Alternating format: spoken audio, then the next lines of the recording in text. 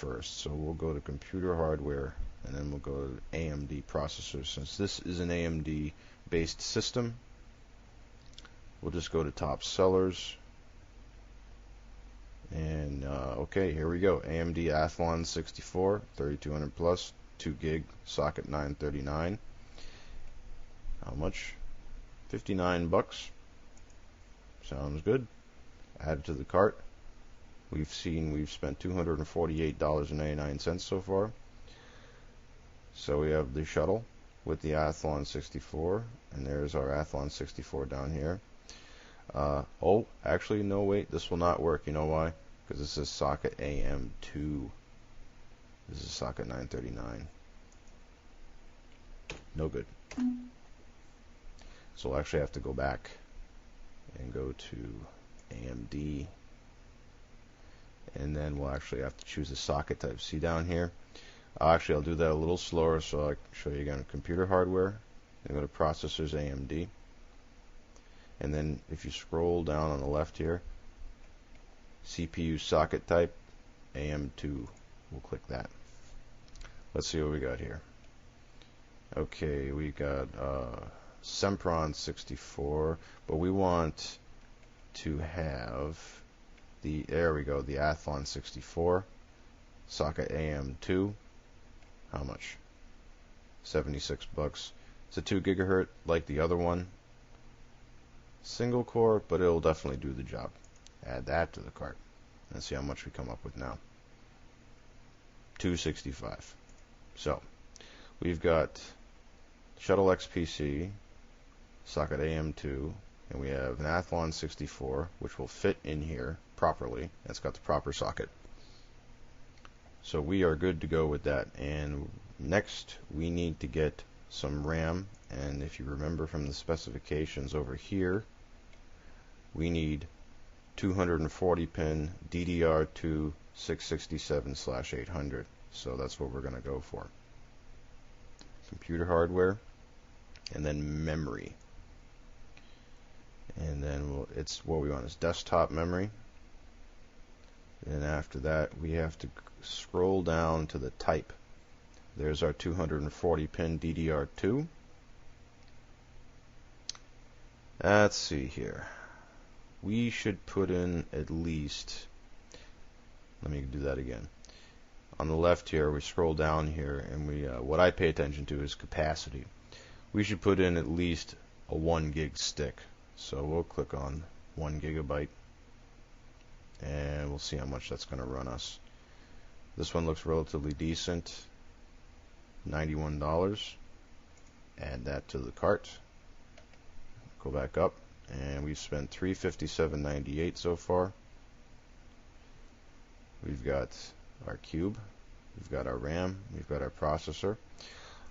We need to get a hard drive in this thing, so we'll go to computer hardware, and then we'll go to hard drives. And then what we want is internal hard drives. Alright, we'll click on top sellers and see what we got here. 160 gigabyte Western Digital Caviar. It's got some positive reviews on it. Looks pretty good.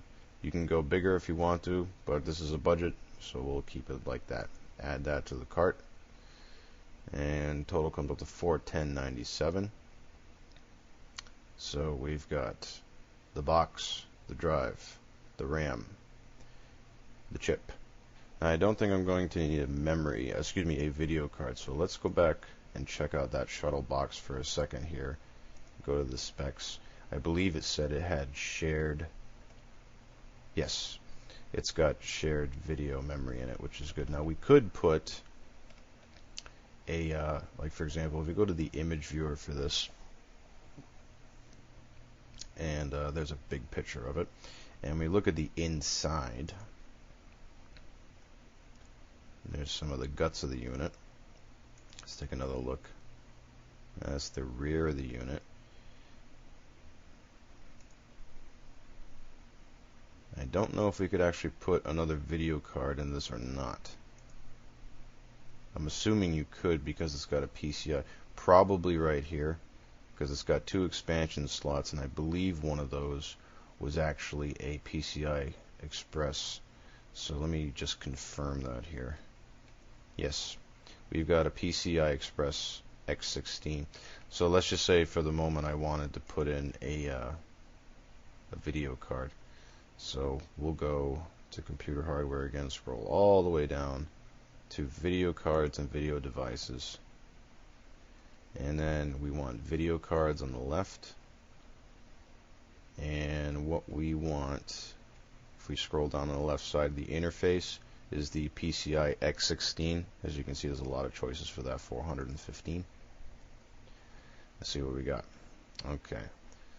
BioStar, GeForce 6200, 256 megabyte turbo cache, 64 meg RAM.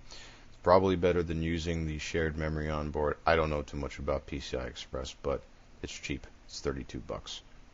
So let's add that to the cart. All right. Total 443.96. We've got the case with the power supply and the motherboard on board, and we've got our hard drive, our PCI Express video card, and a gigabyte of RAM, and we've got a chip. Now, I haven't added the operating system, and there's a couple other things I haven't added, such as a keyboard and a mouse. Most people, I think, are just going to inherit that from their old computers anyway, but we'll just say that's what we want total. The nice part about Newegg is that, well, how much would the shipping be? Just put in the zip code. Mine happens to be 33617. You got a bunch of shipping choices here. We'll hit go and scroll down, and it'll say it'll be $20.37 worth of shipping for a grand total of $464.33. Not bad for just sitting around for 5 minutes building a computer, huh?